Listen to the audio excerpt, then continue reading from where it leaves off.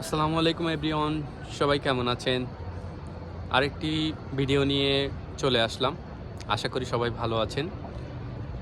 আজকে যে টপিকটি নিয়ে কথা বলবো তা হচ্ছে ভিজিট ভিসায় গিয়ে আমেরিকাতে কিভাবে সেটেল হতে পারেন। বাংলাদেশ থেকে প্রধানত যারা বাইরের দেশে সেটেল হতে চান তাদের মধ্যে সবচেয়ে আকর্ষণীয় একটি দেশ হচ্ছে আমেরিকা। নিশ্চয়ই আপনি জানেন যে আমেরিকাতে যেসব ভিসা ক্যাটাগরি দিয়ে থাকে তার মধ্যে ভিজিট ভিসা অন্যতম, এবং বাংলাদেশ থেকে সবচেয়ে বেশি ভিসা যেই ক্যাটাগরিতে পায় তা হচ্ছে ভিজিট ভিসা, B1 বা B2 ভিসা। এই ভিসাটি হয়ে থাকে আমেরিকার মাল্টিপল ভিসা। আপনি 5 বছরের জন্য এটা পাবেন এবং 5 বছরের জন্য আমেরিকাতে যে কোনো দিন যে কোনো সময় টিকিট কেটে চলে যেতে পারবেন, আসতে পারবেন। তবে 6 মাসের বেশি আপনি সে দেশে থাকতে পারবেন না, এটা বৈধতা নাই। তবে আমাকে অনেকেই মেসেজ করেন বা কমেন্ট করেন এবং জানতে চেয়েছেন যে আমেরিকাতে গিয়ে কিভাবে সেটেল হওয়া যায়। আমেরিকাতে 4টি উপায়ে সেটেল হওয়া যায় এবং আপনি সেখানকার গ্রিন কার্ড পেতে পারেন। ধরুন আপনি আমেরিকার ভিসা পেলেন, ভিজিট ভিসা, এবং আপনি সেখানে ফ্লাই করে চলে গেলেন। সেখানে গিয়ে যদি আপনি কোনো একটা আনস্কিল জব পান, আনস্কিল জব বলতে আমি এখানে বুঝিয়েছি সেলসম্যান অথবা রেস্টুরেন্টের কিচেন হেল্পার অথবা ফুড পিকার, এরকম টাইপের জব। সো আপনি যদি এই জবগুলো ওই দেশে গিয়ে ম্যানেজ করে ফেলতে পারেন এবং আপনাকে তারা স্পন্সরশিপ করে, তাহলে আপনি EB3 ভিসা ক্যাটাগরির জন্য অ্যাপ্লাই করতে পারবেন এবং আপনি কোনো এজেন্টের কাছেও যেতে পারেন। আমার জানা আছে এরকম অনেকেই এজেন্টের সাথে কথা বলে তাদের মাধ্যমে জব ম্যানেজ করেছে।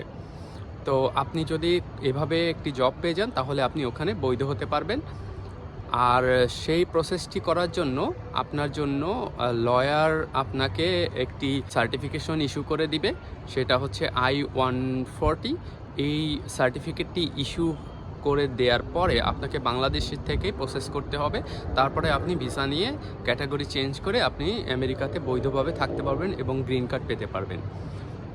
এরপরে যেটি বলবো সেটা হচ্ছে আপনি যদি ভিজিট ভিসা যান এবং সেখানে যে কোনো একটি কোর্সে ভর্তি হন, সেটা ইংলিশ কোর্স হতে পারে অথবা F1 ক্যাটাগরি যেই ইউনিভার্সিটিতে অ্যাডমিশন দেয়, সেটা মাস্টার্স হতে পারে অথবা ব্যাচেলর হতে পারে, সেই সাবজেক্টগুলোতে ভর্তি হন, তাহলে আপনাকে তারা ক্যাটাগরি চেঞ্জ করতে দিবে।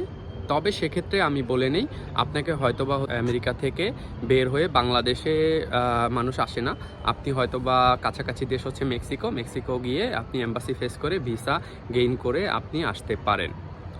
আরেকটি যদি আমি পদ্ধতি বলি, সেটি হচ্ছে আপনি ওখানে যদি কোনো আমেরিকান সিটিজেন থাকে এবং তাকে বিয়ে করেন, তাহলে আপনি সেই ডকুমেন্টেশনের জোরে আপনি ভিসা পেতে পারেন। আর সর্বশেষ 4 নম্বরে যেই পন্থাটি বলবো সেটা আমি আসলে অনেকেই করতে বলি না, কারণ মানুষজন আসলে লং টাইম ও দেশে থেকে দেশে আসতে পারে না, সেজন্য ফ্রাস্ট্রেট হয়ে যায়, অনেকে মেন্টালি সিক হয়ে যায়।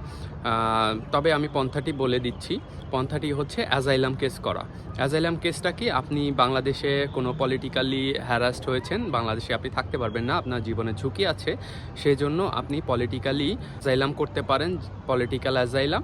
এবং সেই অ্যাজাইলাম যদি আপনার লয়ার আপনার কেস উইন করে দিতে পারে, সেক্ষেত্রে আপনি ওখানকার গ্রিন কার্ড পাবেন এবং থাকার জন্য বৈধতা পাবেন, সিটিজেনশিপ পাবেন।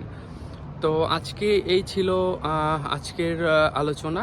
পরবর্তীতে যদি কোনো কিছু জানতে চান ইমিগ্রেশন, ভিসা অথবা স্টাডি রিলেটেড, তাহলে অবশ্যই আমাকে কমেন্ট করে জানাবেন এবং আমাকে উৎসাহ দিতে আমার চ্যানেলটি সাবস্ক্রাইব করে রাখবেন। সবাই ভালো থাকবেন। আল্লাহ হাফেজ, বাই বাই।